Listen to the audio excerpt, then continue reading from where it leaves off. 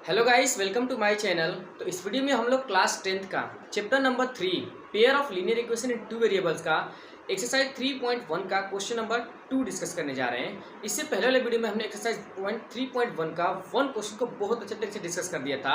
अगर आपने वो वीडियो नहीं देखा है तो पहले वो वीडियो को देख लीजिएगा। चलिए हम लोग वीडियो को स्टार्ट करते हैं। हाँ, तो चलिए देखिए क्वेश्चन नंबर 2 में हमारे पास क्या है। ये सारे हमारे पास पेयर ऑफ लीनियर इक्वेशन के इक्वेशन दिया हुआ है और क्वेश्चन क्या कह रहा है कि आप चेक करके बताइए कि ये हमारे पास सारा इक्वेशन जो है वो इंटरसेक्टिंग लाइन है या पैरेलल लाइन है या कोइंसिडेंट लाइन है। तो आप लोगों को मैं इसका पूरी चार्ट लिखवाया हूँ।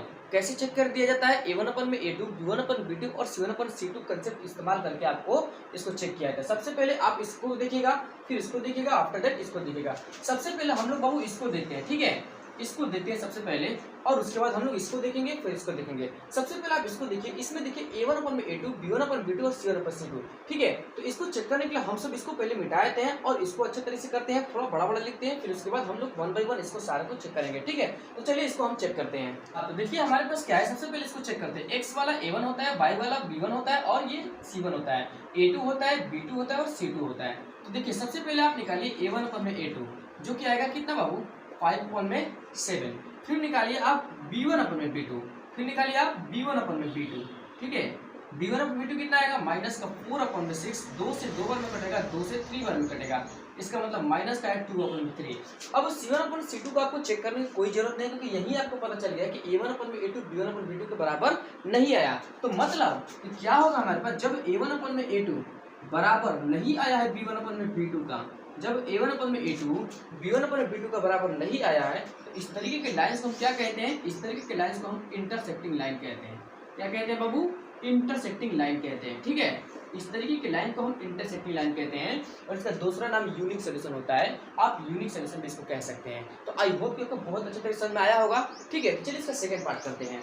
हाँ, तो चलिए देखिए सेकंड पार्ट हमारे पास क्या है। सबसे पहले चेक करिए आप, देखिए A1/A2 निकालिए, इसका मतलब कि 9/18 आएगा, 9 से 1 बार में, 9 से 2 बार में, इक्वल टू आया 1/2। अब चेक करिए आप B1/B2 को, तो B1 हमारे पास 3 है और B2 हमारे पास 6 है, 3 से 1 बार में, 3 से 2 बार में, इसका मतलब आया 1/2। अब चेक करिए आप C1/C2 को, C1 आपका बाबू 12 है और यह आपका C2 है 24। 12 से 1 बार में, 12 से 2 बार में, आया 1/2। आपको दिख रहा हो कि सब कितना आया है, 1/2। इसका मतलब हमारे पास क्या आया कि A1/A2 बराबर आ गया B1/B2 का, वो भी बराबर है C1/C2 का। और जब हमारे पास तीनों बराबर होता है तो उस तरीके के लाइंस को हम कहते हैं coincident line, coincident line, coincident line. और यही पूछ रहा था क्वेश्चन, ठीक है। दूसरा नाम अगर पूछेगा, दूसरा इसको इनफिनिट मैनी सॉल्यूशन भी कहते हैं, ठीक है। चलिए इसका थर्ड पार्ट हम लोग स्टार्ट कर देते हैं। हाँ, तो चलिए थर्ड पार्ट देखिए बाबू। सबसे पहले आप A1/A2 चेक करिए। देखिए A1/A2 चेक करने पे यहाँ पास कितना आएगा, 6/2, जो कि 2 से 1 बार में, 2 से 3 बार में, तो आया इसका 3। अब निकालिए B1/B2 को, B1/B2 निकालिए, तो -3 में, यहाँ कुछ नहीं तो माइनस का 1 है, माइनस माइनस कट जाएगा, आपका आएगा बस 3। अब निकालिए C1/C2, तो देखिए C1/C2 आएगा 10/9। तो आपको दिख रहा है कि 2 बराबर आया, तीसरा बराबर नहीं आया। मतलब क्या होगा कि A1/A2 बराबर है B1/B2 का, तो ये बराबर है C1/C2 का। सॉरी, ये बराबर तीसरा बराबर नहीं है, यहाँ बराबर नहीं आया, C1/C2 बराबर नहीं है। तो जब भी 2 हमारे पास बराबर हो जाता है और तीसरा बराबर नहीं होता है, तो उस तरीके की हम लाइन को कहते हैं पैरेलल लाइन। क्या कहते हैं, पैरेलल लाइंस, ठीक है। तो ये हमारे पास पैरेलल लाइंस हो जाएगा। चलिए इसका थर्ड वाला पार्ट यानी कि क्वेश्चन नंबर हम 3 को स्टार्ट करते हैं। हाँ, तो चलिए देखिए क्वेश्चन नंबर 3 से क्या है। क्वेश्चन नंबर 3 में हमारे पास 5 पार्ट दिए हुए हैं और बस हमको बताना है क्या कि बताइए कौन सा कंसिस्टेंट है और कौन सा इनकंसिस्टेंट है। ध्यान से सुनिए, जब हमारे पास 3 कंसेप्ट आपको बताता हूँ।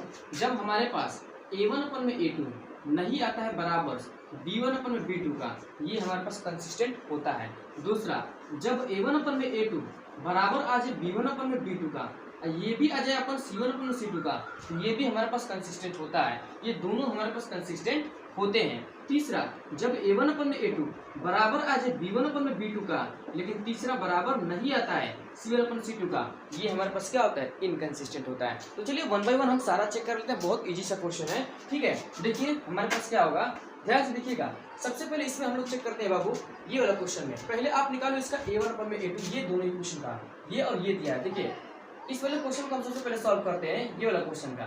देखिए a1 अपन में a2 निकालिए, तो ये 3 अपन में क्या हो जाएगा बाबू, 3 अपन में हो जाएगा 2। फिर उसके बाद निकालिए b1 अपन में b2, उसके बाद निकालिए b1 अपन में b2, तो क्या आएगा आपका 2 अपन में आ जाएगा -3। अब देखिए दोनों बराबर नहीं ना आया, इसका मतलब हमारे पास क्या हुआ, हमारे पास इसका मतलब हुआ कि a1 अपन में a2 बराबर नहीं आया है b1 अपन में b2 का। और जब a1 अपन में a2 b1 अपन में b2 का बराबर नहीं आया तो ये क्या होगा हमारे पास, ये होगा हमारे पास कंसिस्टेंट। क्या होगा बाबू, कंसिस्टेंट। ठीक है, जब बराबर नहीं आता है तो वो हमारे पास क्या होता है, कंसिस्टेंट। अब चलिए हम सेकंड वाला क्वेश्चन को स्टार्ट करते हैं इसी का। चलिए ये सेकंड क्वेश्चन को स्टार्ट करिए, ध्यान से देखिए। इसमें चेक करिए आप a1 अपन में a2 का पहले बाबू। देखिए a1 अपन में a2, इसका मतलब कि 2 अपन में इसका x वाला 4, 2 से 1 बार में 2 से 2 बार में इक्वल टू आया 1 अपन में 2। अब चेक करिए आप b1 अपन में b2, इसका मतलब b1 अपन में b2, तो b1 क्या है बाबू, -3 है, और b2 क्या है पास -6 है। माइनस से माइनस कट गया, 3 से 1 बार में 3 से 2 बार में आया कितना, 1 अपन में 2। अब चेक करिए आप c1 अपन में c2 को चेक करिए लास्ट ला, इसका मतलब कि 8 अपन में आया बाबू 9। क्या दिखा आपको, 2 बराबर लेकिन तीसरा बराबर नहीं, इसका मतलब कि आया आपका a1 अपन में a2 बराबर b1 अपन में b2 not equal to c1 अपन में c2। जब 2 बराबर आ जाए तीसरा बराबर नहीं आता है तो उसको हम कहते हैं इनकंसिस्टेंस। क्या कहते हैं हम, इनकंसिस्टेंट, उसका नाम हो जाता है इनकंसिस्टेंट। ठीक है, आई होप कि आपको समझ में आ रहा होगा। चलिए इसका थर्ड पार्ट स्टार्ट करते हैं। तो ध्यान से देखिए इसका थर्ड पार्ट देखिए बाबू। थर्ड पार्ट, जब भी आपका फ्रैक्शन में कोई नंबर आ जाता है, थर्ड पार्ट में क्या है, फ्रैक्शन में है, और हम क्या बोलेंगे, जब भी आपका फ्रैक्शन में कोई नंबर आता है तो उसको आप पहले फ्रैक्शन से हटा दीजिए। तो फ्रैक्शन से हटाने का तरीका क्या है, एलसीएम। देखिए 3 अपन में 2x है, प्लस में हमारे पास क्या है 5 अपन में 3y है। ठीक है, इसका एलसीएम लीजिए, इक्वल टू में क्या था हमारे पास 7 था, इसका एलसीएम लीजिएगा, 3 का इधर मल्टीप्लाई हो जाएगा 9x, अब प्लस 2 का इधर मल्टीप्लाई हो जाएगा 10y, और डिनोमिनेटर में 3 to 6 इक्वल टू बचेगा 7। उसके बाद देखिए क्या है हमारे पास बचा, क्या उसके बाद बाबू ध्यान से देखिए, नीचे लिख देता हूँ। देखिए 9x और प्लस का 10y, 7 का उधर मल्टीप्लाई 6 से करेंगे तो कितना हो जाएगा 42। ये फर्स्ट इक्वेशन है। और सेकंड इक्वेशन हमारे पास क्या है, इसका 9x माइनस का 10y इक्वल टू में क्या है 40 है। ठीक है, ये है। चेक करिए आप, देखिए ध्यान से चेक करिए, a1 अपन में a2 पहले चेक करिए, तो इसका मतलब कि 9 अपन में चेक करना पड़ेगा ये 9 को, जो कि कट के आया कितना 1 आया। b1 अपन में आप b2 चेक करिए, इधर 10 है और अपन में इधर क्या है माइनस का 10 है, कट क्या है कितना, ये माइनस है तो माइनस का 1 आया। क्या दिख गया आपको कि a1 अपन में a2 बराबर नहीं आया है b1 अपन में b2 का। जब a1 अपन में a2 b1 अपन b2 का बराबर नहीं आता है तो वो कहलाता है हमारे पास कंसिस्टेंट। ठीक है, चलिए अब इसका थर्ड वाला हो गया, फोर्थ पार्ट को देखते हैं। तो चलिए देखिए फोर्थ पार्ट देखिए ध्यान से। सबसे पहले a1 अपन में a2 आप चेक करिए, a1 अपन में a2, देखिए 5 अपन में क्या करना पड़ेगा आपको, माइनस का 10 करना पड़ेगा। 5 अपन में इस x वाला माइनस का 10। ठीक है, अब ध्यान देखिए 5 से 1 बार में 5 से 2 बार में इक्वल टू माइनस का 1 अपन में 2 आया। अब निकालिए b1 अपन में b2, b1 हमारे पास माइनस का 3 है, b2 हमारे पास 6 है, तो करिए माइनस का 3 अपन में 6, 3 से 1 बार में 3 से 2 बार में आया माइनस का 1 अपन में 2। ठीक है, अब निकालिए आप c1 अपन में c2।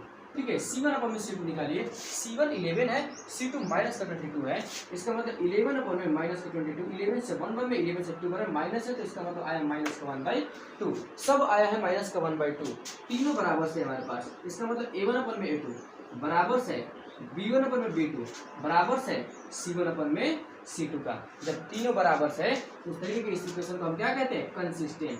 ठीक है, हम कहते हैं कंसिस्टेंट। लास्ट वाला पार्ट इसका देखिए, 5 वाला पार्ट देखिए, ये भी आपको दिख रहा होगा क्या, ये फ्रैक्शन में है। जब फ्रैक्शन में होता है तो पहले फ्रैक्शन से आप बदलिए। देखिए ध्यान से बाबू, क्या है हमारे पास 4 अपन में 3x है, उसके बाद है प्लस का 2y इक्वल टू में क्या है 8 है। पहले फ्रैक्शन बदलिए, तो फ्रैक्शन लेंगे तो एलसीएम लेना पड़ेगा। ठीक है, ध्यान से देखिए, फ्रैक्शन लेंगे तो आपको एलसीएम लेना पड़ेगा। 3 से 1 बार में 4x आ जाएगा और 3 2 जा 6y आ जाएगा, इक्वल टू में 8 है। 3 उधर मल्टीप्लाई होगा तो हो जाएगा मल्टीप्लीकेशन, 4x प्लस का 6y 8 3 हो जाएगा 24। सेकंड वाला इक्वेशन हमारे पास क्या, हमने फ्रैक्शन को बदल दिया। उसके बाद सेकंड वाला इक्वेशन देखिए क्या है 2x और प्लस में हमारे पास है 3y इक्वल टू में है 12।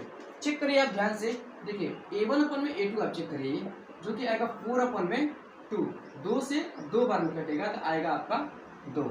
अब निकालिए b1/b2 आप चेक करिए, तो देखिए 6 में ये y वाला 3 से 2 वर्ग में कटेगा, आएगा आपका 2।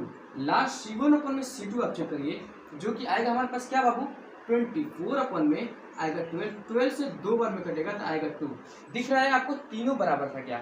जब तीनों बराबर आ गया इसका मतलब ध्यान से देखिए, जब हमारे पास a1/a2 बराबर है b1/b2 का बराबर है c1/c2 का, जब तीनों बराबर है तो वो भी हमारे पास क्या कहलाता है?